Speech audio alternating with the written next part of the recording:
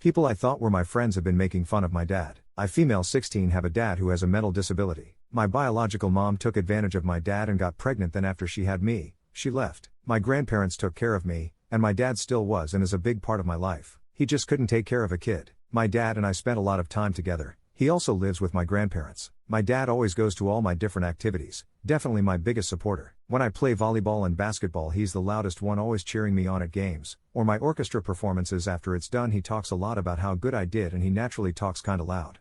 My main friend group knows that my dad has a mental disability, and at my events see how he gets, but they've never said anything to me. This morning I got a text from a guy who is somewhat part of my friend group, but I don't know him that well, said I need to see this. It was a video of my whole main friend group making fun of my dad, and how he acts and talks. They were hysterically laughing at him. I can't stop crying. I thought these people were friends, but I guess not.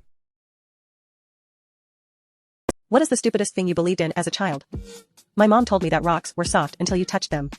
I would try to sneak up on the rocks, but it never worked. I mean, maybe they are, we just haven't caught them off guard. That the black market was a real place. I always wondered why the police didn't just go there and arrest everyone for their bad crimes if they knew about it. When someone says black market, my brain pictures a flea market with black roofs and all the salespeople are criminals in leather jackets. It's stupid, but sort of sweet. I used to believe that my older sister painted the sky since she was so good at painting. Oh, that's really sweet. I thought the world was actually black and white in the 1900s, and that's why there was no color in old videos pictures. I was a special child. Obligatory Calvin and Hobbes.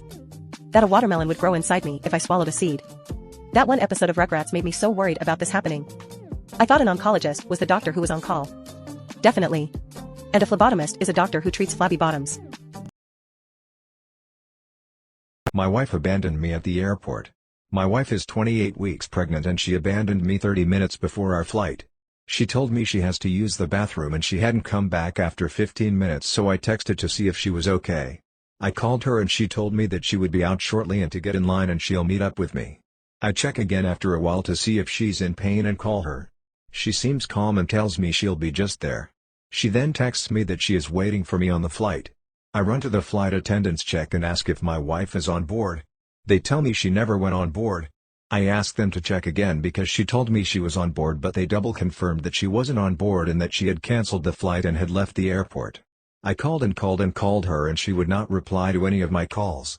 I am worried sick of my wife and child and still don't understand what is happening. She does not pick up a single call from me. I call her family members. None of them reply to my calls or texts. They all ignore my calls and I am lying here sick to my stomach and a heartache because I don't understand what is happening. I received one text shortly after of her saying that she has left the country and that I shouldn't try to find her. She tells me that if I go looking for her she won't be there. I am lost, confused, heartbroken, and scared. If there was an issue that she was dealing with, she could have communicated with me and discussed it. I feel so lost and heartbroken. I don't even know if my child is okay. 2 hours before we were cuddling and telling each other how much we love and need each other, yet all of this falls on top of my head.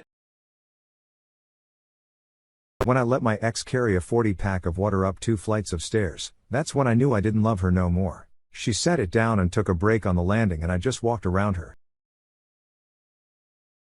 Women, how does it make you feel when a close guy friend admits he has feelings for you? Uncomfortable, because 9 out of 10 times, the friendship dies after they confess their feelings to you, especially if you start dating someone. Looking at the comment, it seems many women don't like/hate it, so here is a story from a guy who confessed having feeling for a female friend, of 6 years. I told her what I felt. She said she did not see that coming at all and did not reciprocate the feeling. We remained friends, like nothing ever happened. It's been 1.5 years. It's awkward, I never really had guy friends, and the first one I had told me he liked me, even though he knew I was engaged and had met my fiancée. I am still cordial on social media if I interact with him, but I don't see him in person anymore as it just became weird. Dread, really, I want my friend to see me as a friend too, regardless of what's on the outside, the same way they would see their other friends. Anytime I have felt like the confession is coming, it's disappointing because whether I respond with a yes or a no, it will still affect the friendship. It also makes me wonder if the only reason that this person wanted to be friends with me is because he saw me as a potential intimate interest, not because he saw me as a person or because of the friendship I can offer. What are some guy secrets girls don't know about? If you really want to impress your husband/boyfriend, intentionally have side-by-side time with him. Pick an activity or hobby that he enjoys and just do it with him. Don't ask him if he's enjoying himself or what he's thinking. If you have to, literally just sit next to him on the couch and watch the game with him. If he's comfortable with it, quietly watch him build his computer or ask him how it works.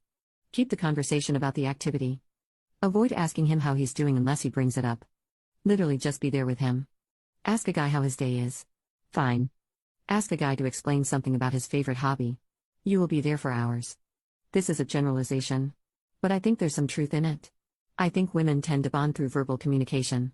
And they get worried/nervous to just be there with their partner. Side by side. Because they aren't actually doing anything. But guys see that as bonding and caring. Reddit, what's the loneliest thing you've done? When I came back from Iraq in 2005, I had been over there for well over a year. Flew all the way back to Germany and got to Frankfurt late. We jumped on a bus and drove to the base we lived on, and it was snowing outside. They herded us all into this gym and we stood there on the basketball court in formation and they released everyone to their families. I remember standing there watching all these people, who were my only family, go to their real families and leave. I didn't have anyone there.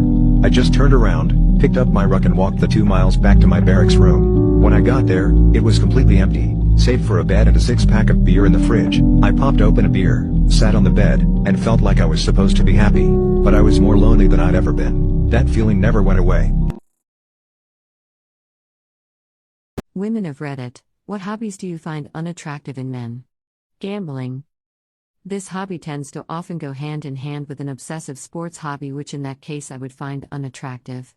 A grown man screaming red-faced at the TV over their team losing is unattractive.